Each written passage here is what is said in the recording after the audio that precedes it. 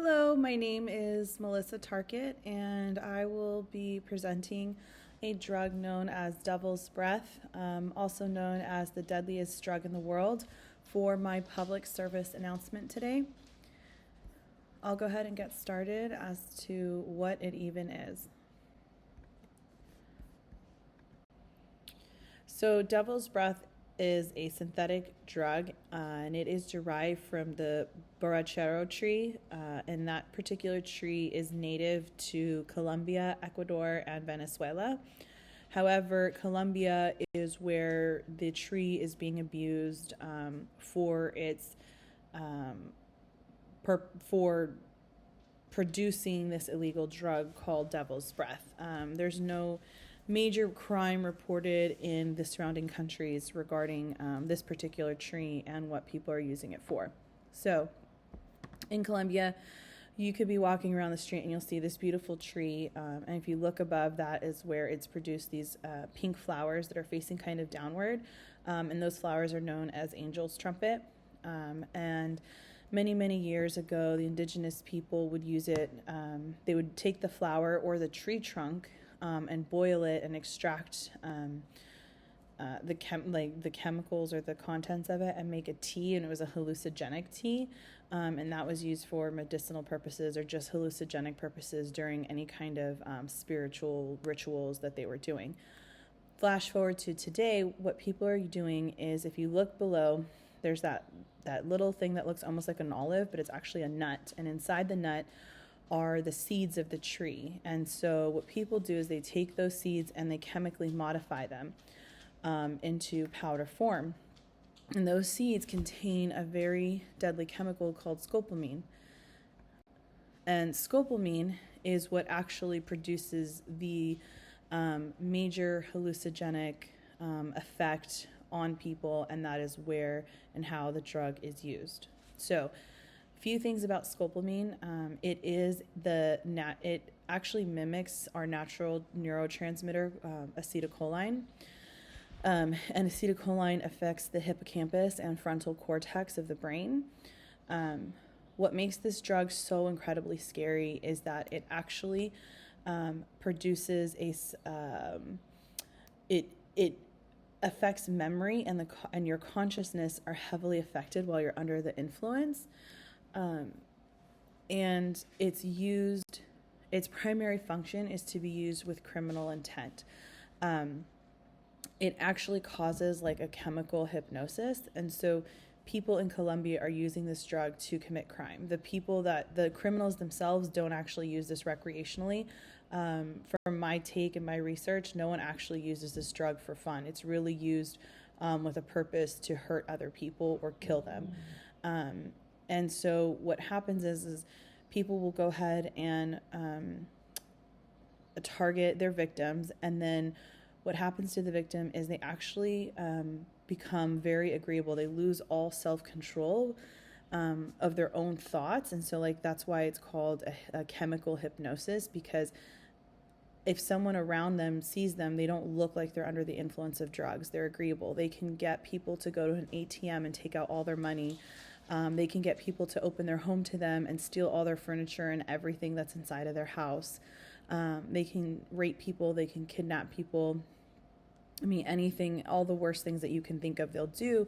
And the victim has no actual consciousness of what's happening. A lot of victims that were interviewed afterwards were saying the scariest part is they have no recollection of what has happened.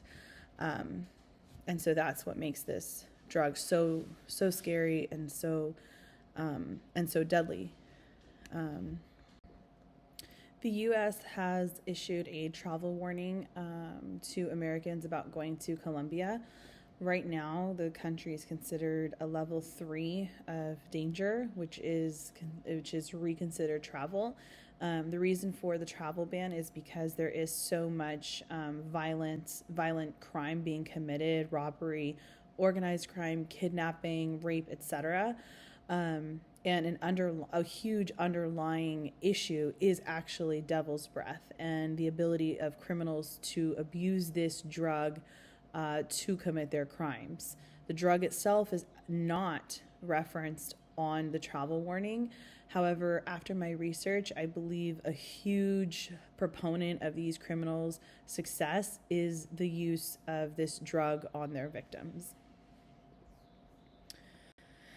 Now, what makes this drug even scarier is that it's very easy to abuse and for criminals to use to commit crime. So it looks very much like cocaine. However, it is astronomically more dangerous, more powerful, more deadly.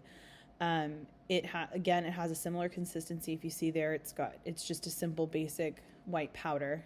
And just to give some perspective, lethal dose of cocaine is 1.2 grams. So if someone inhales or ingests 1.2 grams of cocaine, that could cause one death. 1 gram of scopolamine or devil's breath, just 1 gram, is potent enough to kill 10 to 15 adults. So that just gives you perspective as to how incredibly dangerous this drug is. It is very easy to put this drug in somebody's drink. It's very easy to blow this drug in somebody's face. A little bit goes a long way. And again, just to reiterate, this drug is not used recreationally by any of the people that are committing crime. They at all costs protect themselves. One individual noted that they would actually put cotton balls up their nose to make sure they didn't inadvertently inhale it. They will wear gloves around it. They're very cautious when handling the drug, but again, have no regard for their victims. It's also very easy for them to kill their victims inadvertently by overdosing them on this drug.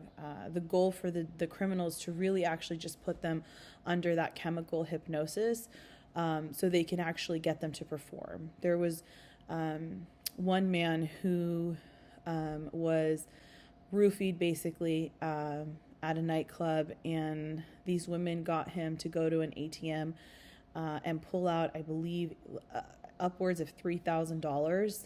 He had zero recollection, went to the bank, said, I don't remember, I didn't do this, I didn't pull this money out.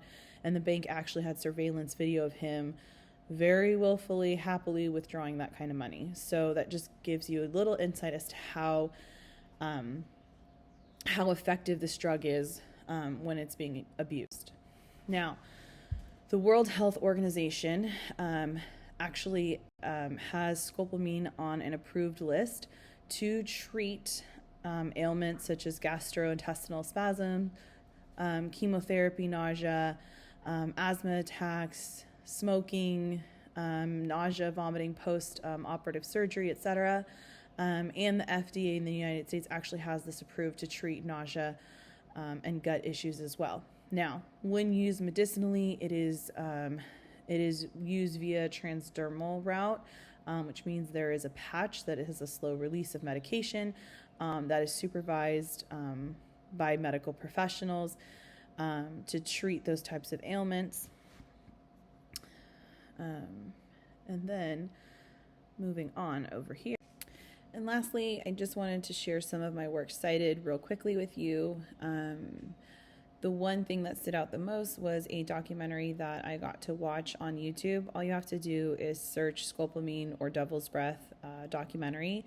And it's about a 35-minute video, and it is 2 Americans that went to Colombia and interviewed locals about the drugs, and that gave a lot of perspective and insight as to what is actually going on. And I hope you enjoyed my presentation and will steer clear of scopolamine or devil's breath. Thank you.